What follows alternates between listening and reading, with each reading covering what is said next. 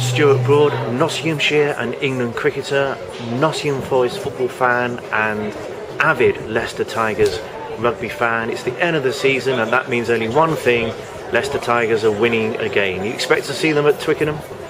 Yeah, I mean, as a Tigers fan, you always expect to see them at Twickenham. It's the history of the club, the great players they have, the great fan base they have. There's always an expectancy of success, isn't there? And, I always think with the Tigers that because they've got guys who have been there, done it, won medals, when they get into big games, they have that calmness of doing it, don't they?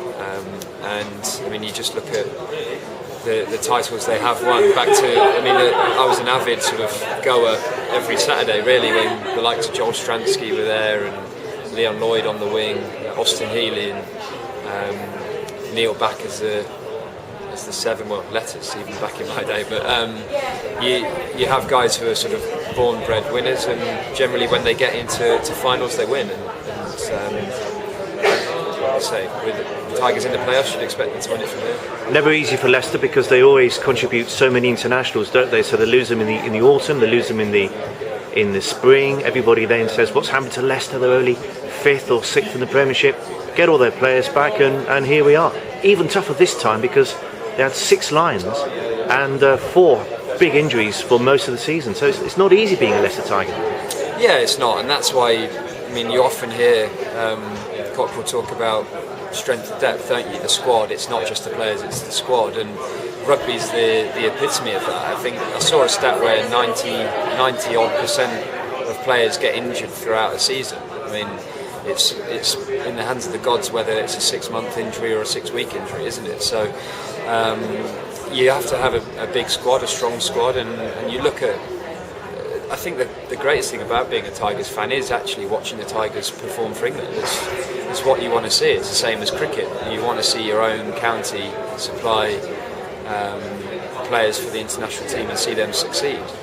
But you obviously want your own team to have that success as well. So you don't mind whether the Tigers finish in the league as long as they make the playoffs, because you know that when their full strength squad's there, they're a very dangerous side.